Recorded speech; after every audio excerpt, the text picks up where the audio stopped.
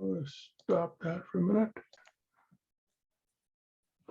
Alrighty, so anyway, so this started back in about 5 years ago with the Wendell Open Space Committee trying to figure out, people are asking, well, what can we do to make our yards better?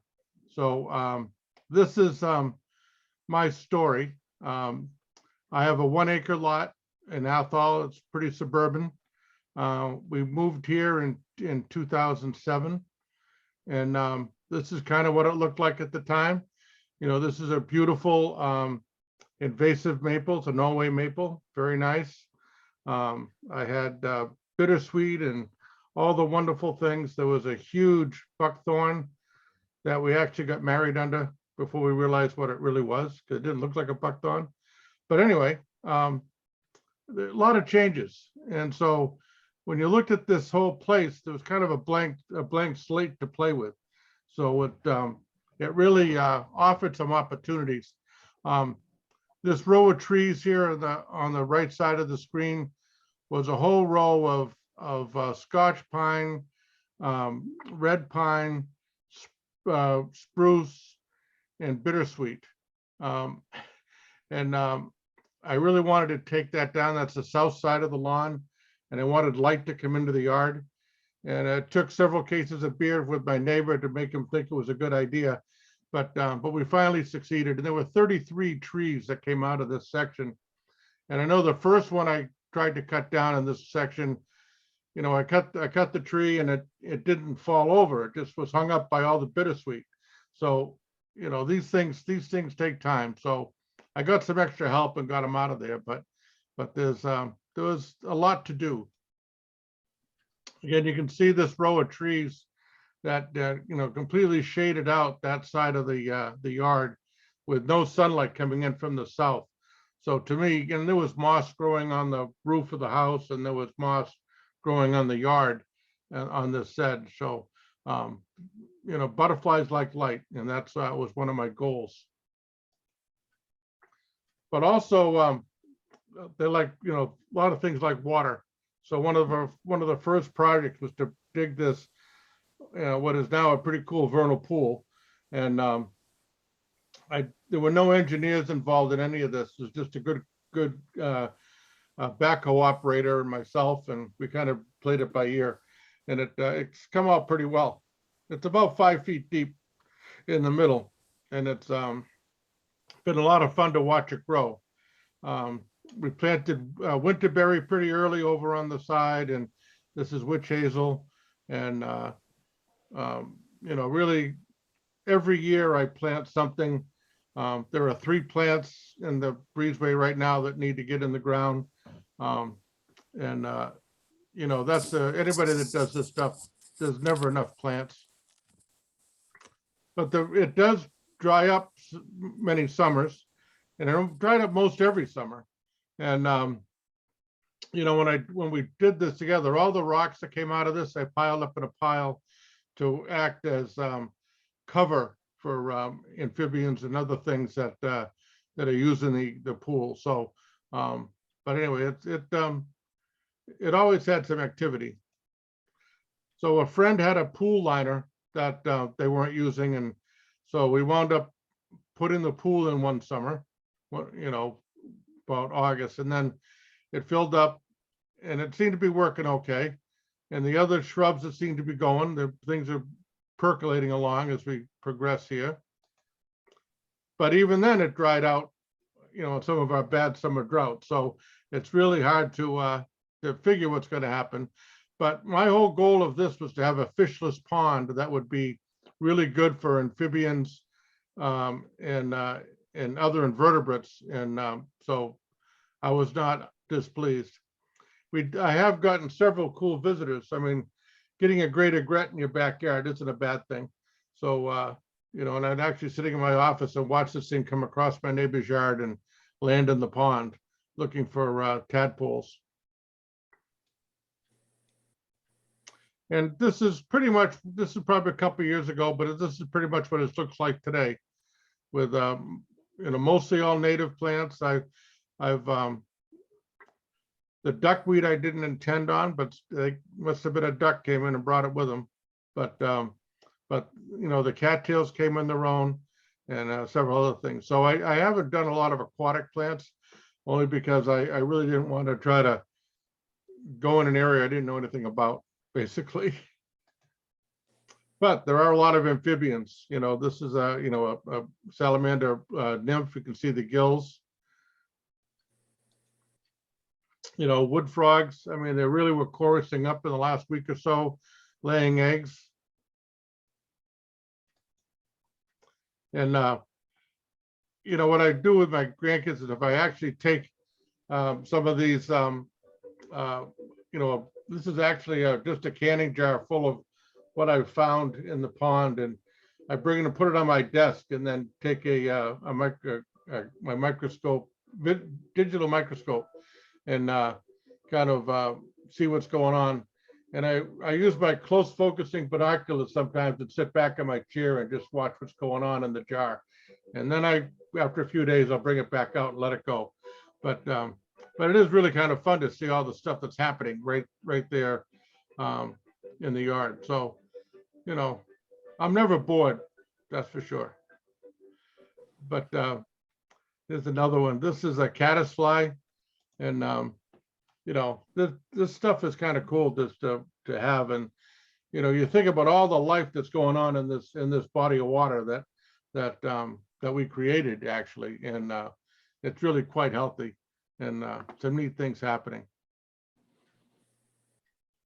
And of course, there's plenty of green frogs and the wood frogs, and we have spring peepers, and the gray tree frogs will be coming soon. There's nights out here that, with the window open, boy, you can't hear anything. It's just a loud chorus. So it's a lot of fun and entertainment for us. And the grandkids, this is my team, and this is just a couple of weeks ago. I put the minnow trap in 2 nights in a row, and this was the first night, and all we got were red-spotted newts and a wood frog. And the very next night, we got a ton of salamanders, and there wasn't a rainstorm in between. Somehow I think the salamanders were there, or I put the net in the trap in a different part of the pool. But there's like 6 or so spotted salamanders, and then several red-spotted newts in there. So, and then last fall, I have cover boards at the edge of my yard, and I found several, probably 3-inch long spotted salamanders that had come out of the pool in the fall.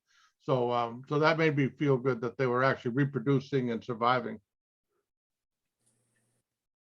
And of course, there's lots of butterflies around the edge. I have lots of swamp milkweed. I've got lots of plantings that kind of came around. I have 10 different kinds of milkweeds, I bet, but they're really well used. I have Joe Pye weed, other things, so that it really is a good habitat for a lot of our butterflies and dragonflies. There's a bandwing meadowhawk. These are very common in my yard. They breed in the pool. And here's a harlequin darner with my granddaughter several years ago now. She'd probably be embarrassed with the picture now. And so if you don't have enough room to put in a pond, there are other methods you can use to get some water into the picture. And this is just a little, feed store black tub. And I have, when I was using this, I had a little fountain that was in that, and it provided a little water movement, which is pretty important for attracting things. But this is an immature chestnut-sided warbler and a chipping sparrow. So I upped my game on the fountain side, and now I've had this now for 2 summers, and I really like this thing. It wasn't all that cheap, but the birds just love it. I've had flickers, and I've had robins and other things, and a lot of things that we wouldn't necessarily get just by feeding or some of the other things. So the bubbling water is really an attractant. There's a female scarlet tanager. There's a not far from this spot is a red mulberry tree, and that red mulberry tracks a lot of stuff. And I had 6 or 8 tanagers in the tree at one time, and they were coming down to this bird bath pretty constantly, soaking it up. So adding water is important. There's some pine siskins on it a couple of years ago.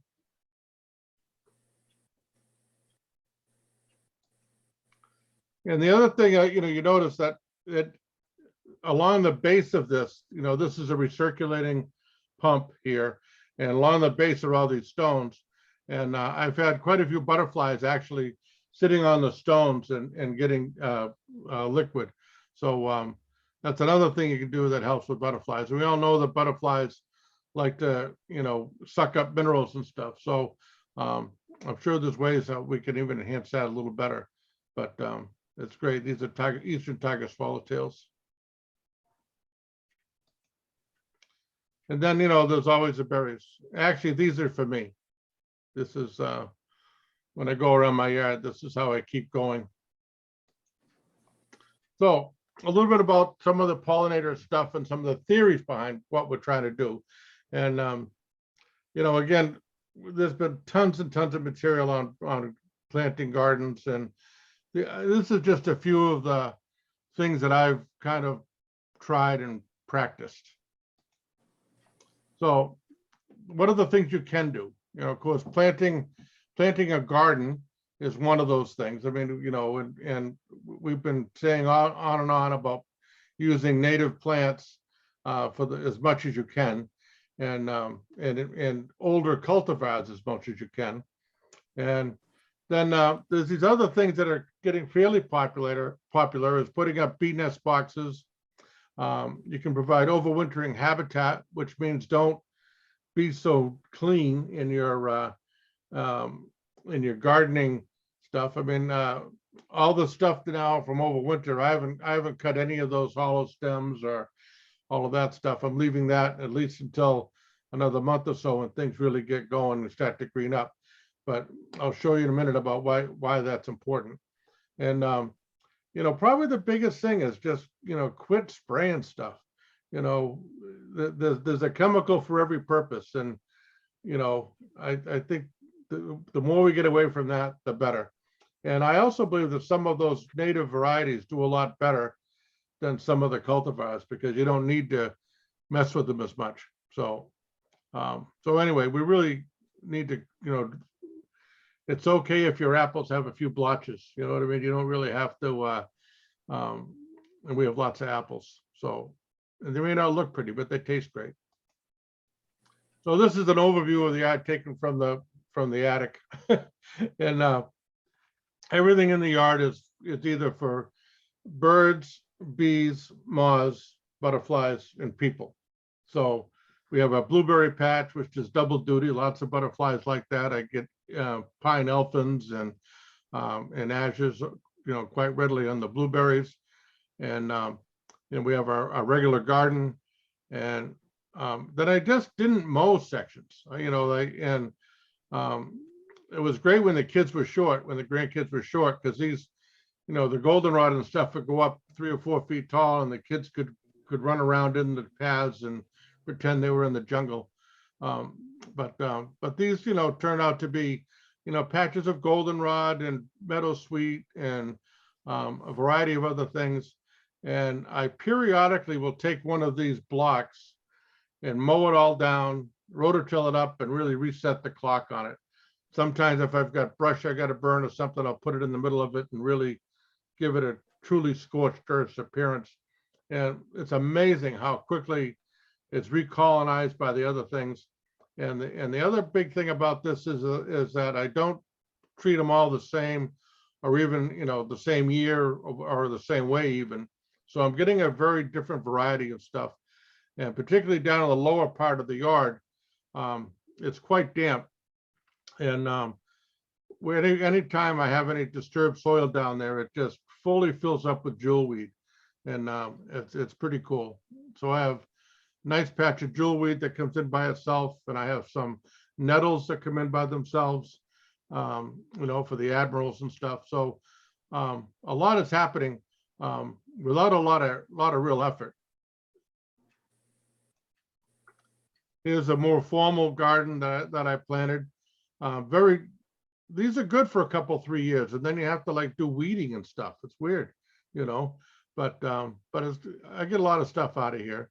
This is a crab apple that produces really good crabs for wintering birds. I've had some good luck. And this is a look from the house to the pond, looking down at the pond. And it evolves. These are Joe Pye weed right here, and there's lots of stuff. The winterberries on this side. So I mean, it's kind of fun, and there's a lot happening. This is if you notice on my fence, there's a hole in my fence here, and we're really good friends with our neighbors, and they have lots of grandkids too. So the hole in the fence is to allow their grandkids to come in and go check the pond out and look for stuff. And excuse me, there's a Leopold bench right here that people can come and sit on. So we freely let those kids come over and kind of find stuff. I get calls all the time, and they come with a jar of something. You know, they found potter's wasps over at their house, and there's always, I get calls for the garter snakes and turtles and other things. So, but anyway, that's just, you know, this is where that row of trees was, and it really allowed us to be able to have some plantings by allowing the sun to penetrate into the yard. This is a big old apple tree in the back too. That's very nice, and the sunlight has really helped it to respond. So again, when you're thinking of all the different pollinators, and again, you know, pollinators aren't just butterflies and moths. There's bees, and there's birds, and there's all kinds of beetles and other things that are out there. So they need food, but you know, it can be nectar or pollen, and also the larval food source for many of these caterpillars and beetle larvae that need some plant to consume to be able to keep going. And again, you know, these are the insects that are actually, you know, taking the chlorophyll and stuff from the sun and making it into protein that's used by so many other things. This is what the migrant warblers are using on their flight north, and it's really quite dynamic. And you know, even though there's a lot of caterpillars out there, that's what we want to see, because that's what's driving the bus for so many other things. So there's nesting sites, and I have a couple spots in my yard that I actually have sand that I leave and don't let it get you know, overrun with vegetation.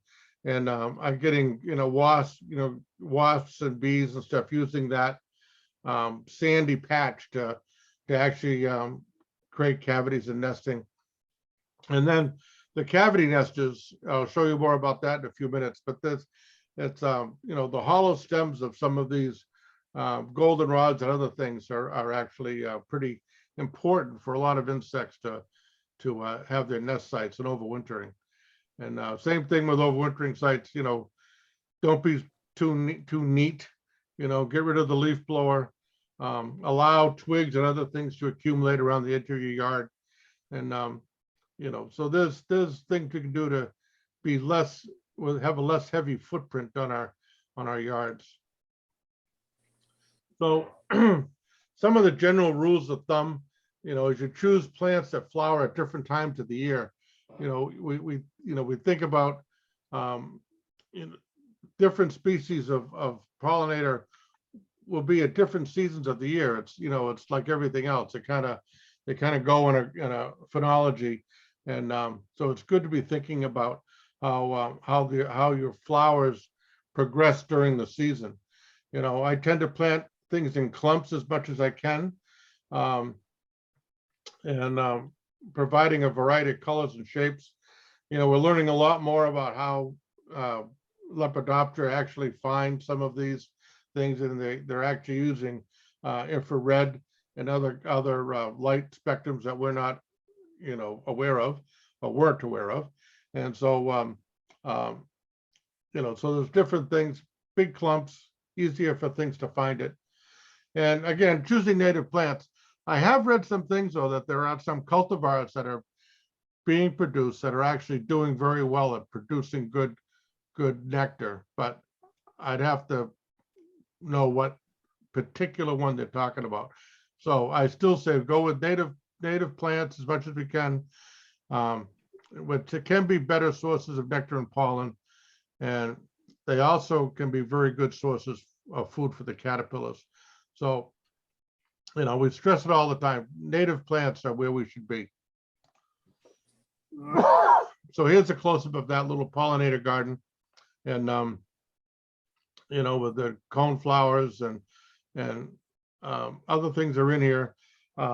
This evolved. This little patch has evolved quite a bit over the years because I had a really nice patch of white monarda, which was really nice, and I got like 30 plants or something at the local nursery, and it was really doing well, but it got pushed out by other things. So I'll let you find some more of that someday.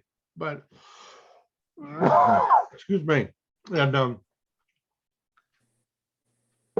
you look at the variety of plants, especially when you look at the different bee balms and stuff, the length of the petals and stuff allows different species to utilize it.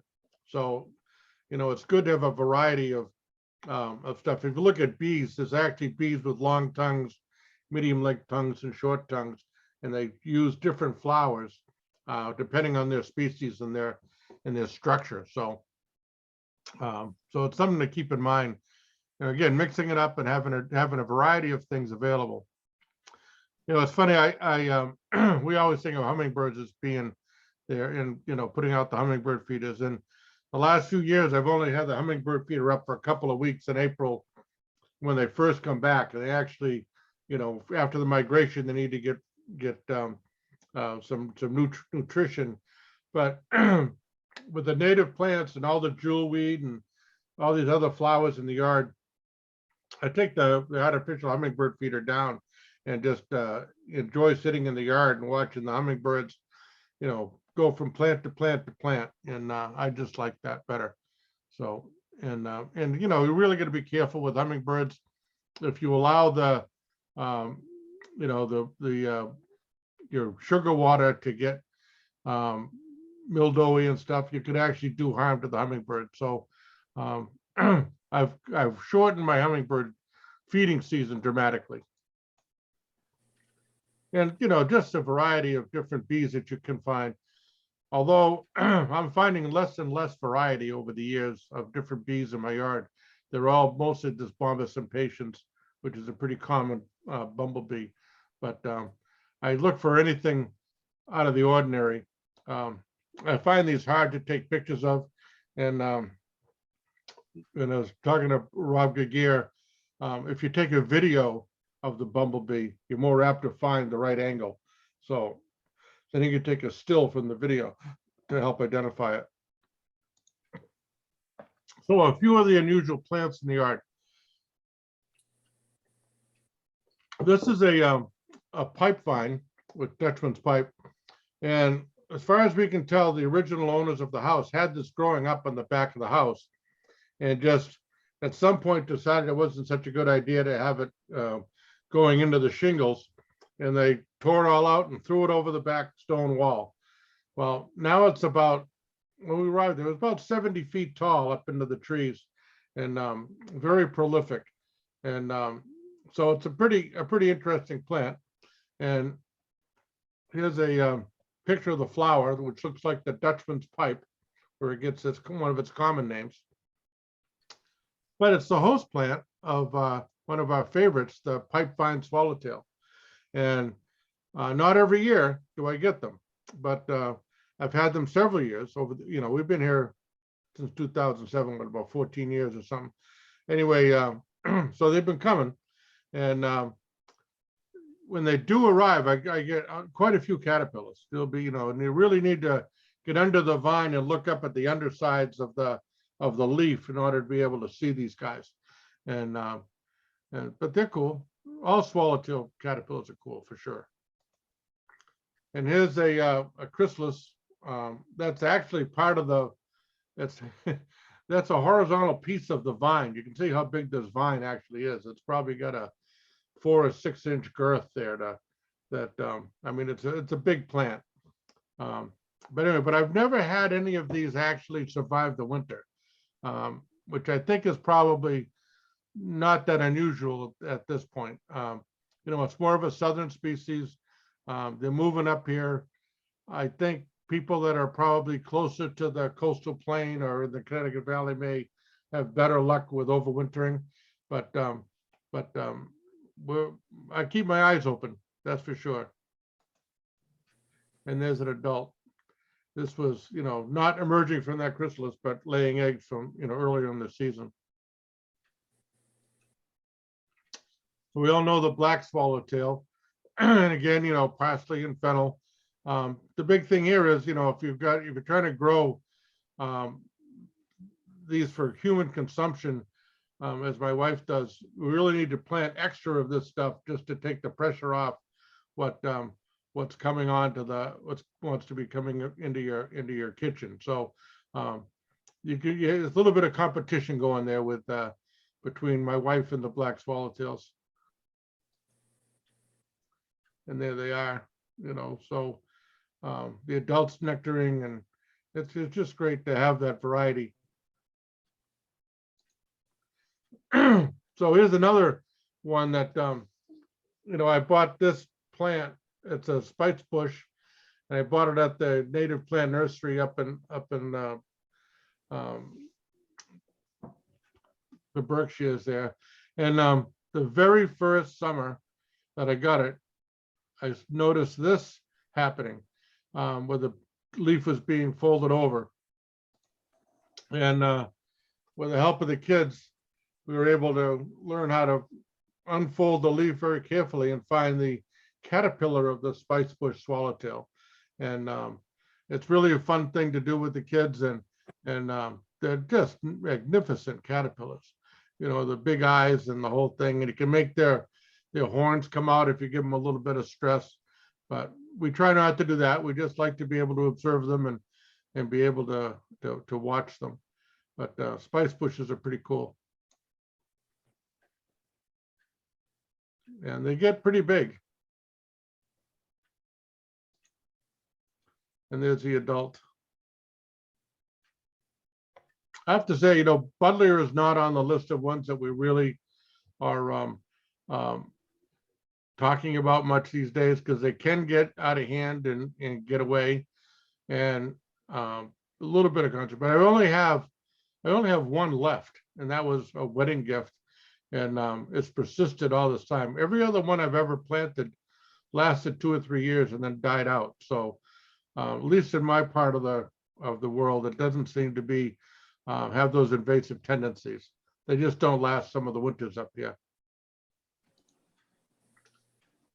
Yeah, and then you know, on asters, I have a lot of coppers, American coppers in the yard. If you're real diligent about lawns, you won't get this stuff. But if you allow your lawn to be full of weeds, the plantains and all this other stuff and clover, the coppers seem to really like it. And you know, and I found that not having really grass lawn is really it doesn't brown out like some of the grasses do, and I don't water it. I don't do anything to it, which is my kind of gardening. There's a silver spotted skipper on dogbane. You know, I have some patches of this, and you know, it does spread by suckers and also by the seed. So it's good to have it. I have this sort of place where I can mow around it to keep it somewhat at bay. But I do like it as a plant. It's you know, I haven't had a lot of hair streaks yet, but I've only had it in the yard a short time. So I'm hoping that this may help me attract some hair streaks. I never know what I'm going to plant another year, but I keep thinking I want to try to see if global warming's really for real. Maybe a hackberry wouldn't be bad. You know, they have it down in Springfield, and they get the butterflies, and it has good fruit for birds. And I'm almost out of space, so I got to kind of figure out whether I can just kind of nudge it onto my neighbor's lawn on the other side. So we'll have to see where that winds up. But I'm looking at maybe getting ahead of the global curve and seeing if maybe get a few more species. like the hackberry emperor. But that's just fun and experimentation. And then of course we have lots of monarchs, and it's not just milkweeds that they nectar on. This one actually took it to coast, but it was pretty much in focus, so I use it. Yeah, that's actually seaside goldenrod. But I have lots of goldenrod, and a lot of the butterflies do utilize it. And the most comical things that I get from people that plant pollinator gardens is they're saying, yeah, but all the caterpillars are eating it, and you tell them, well, that's kind of the point, So, but there's lots of things that show up besides the bees and butterflies. The soldier beetles, the locust borer beetle, and this whole group of robber flies. This is a Lafria. It's a bee mimic that's hanging out thinking it's harmless, but it's a good predator.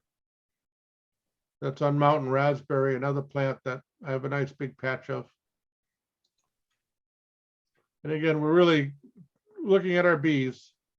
These are all bumblebees, and this was from a garden tour in my yard one year we did. And this is what I was talking about, some of these natural tunnels that the different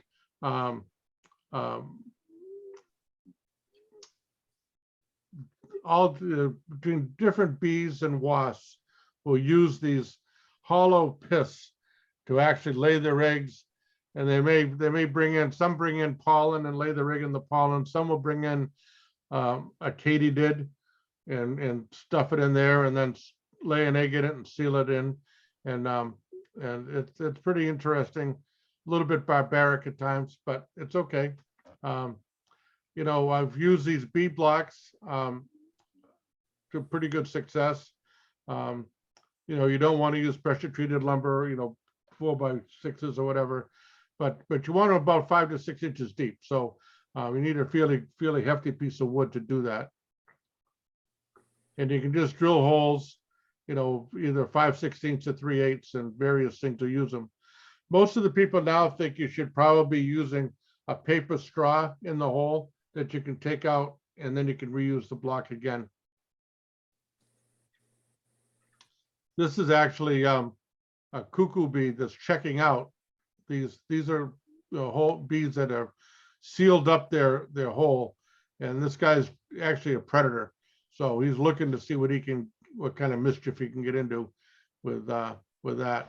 And I have had woodpeckers come in and actually get the first few inches of the block. So that's why if you've got it 6 inches deep, the woodpeckers can't get that far in. There's a picture of the cuckoo wasp. Yeah. Another way to do it is to just drill them into the end of your firewood. The big trick is to remember that's not what's going in the fireplace when you're going there. So you just have to remember where you put them. But I just drill the holes and put them back in the wood pile, and they seem to be utilized. Yeah, that's just the regular bombus.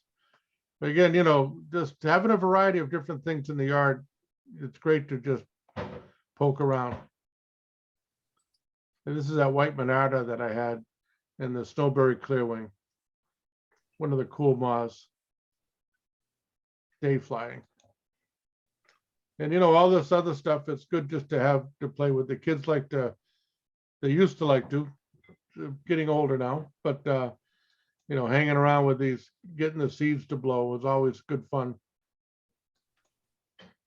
And all these other things that came out and hang out in the yard. This is a great tree frog, immature. This is an elderberry Bora beetle. I like elderberry too. It's a neat plant for lots of reasons, and the berries are cool. So, you can eat them, the birds can eat them.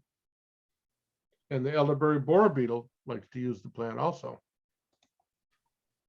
And the swamp milkweed leaf beetle. And you get a lot of fun just walking around the yard and looking at whatever you can find. And it's if you have some short people around, they have good eyes and they're closer to the target, so they can help you find stuff. The garden spider, Argyopia. And again, you know, Liatris and a few other things is, you know, um, just fun to have a lot of plants around. Yeah, and this is Leonard Skipper on a buddleia. They say only got one buddleia plant left. They've all the rest of them have died. But this is one of my favorite skippers because it's very well marked, and it's also one of the last ones we see before the season ends. So one of the last to emerge. And then those that know me, moths are pretty cool, and I'm up to about 950 plus species in the yard, and I have a whole lot more that I haven't identified yet. So I'm sure I'm over 1,000, but you know, I got about 12,000 photos that have been identified and a whole bunch more that haven't. So, but anyway, this is a mercury vapor light on my back shed wall. And again, the moss, just a wonderful variety of shapes, sizes, and colors, you know, so it's a nice way to spend a summer evening. Here's some more from July. But you know, that's just cool stuff. And it's always fun to have a party. You know, we'll probably be doing it again this year. Last year we had about probably 60 people in the yard. You know, so we'll be doing sometime in mid to late June, I think, and everybody will be invited again. But we set up sheets in the, you know, around the house and in the woods and on the neighbors' yards, and you know, go sheet to sheet and have a good time.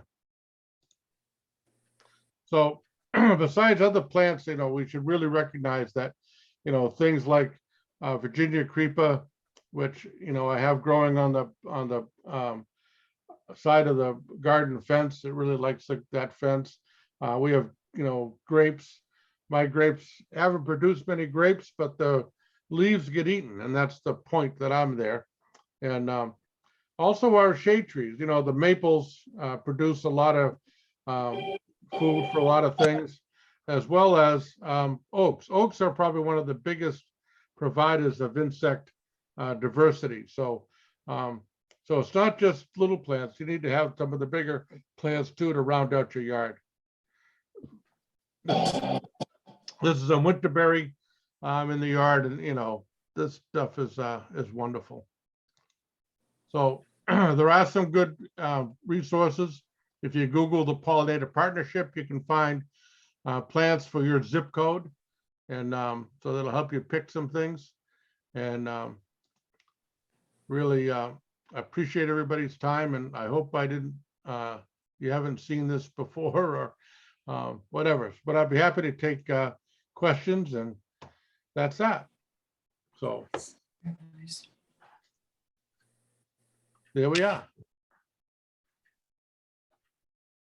Dave. Oh, so Dave, how big is your sand plot? Not very big. They're only like 3 feet by 3 feet or so.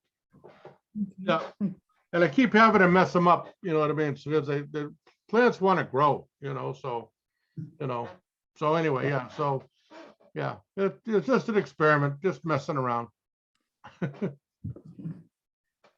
How long have you had it, and have you noticed things in it? Yeah, I've only had it 2 years maybe, and I had most of the digger wasps have been using it, you know, so I'm watching to see what comes this year. Great, thanks.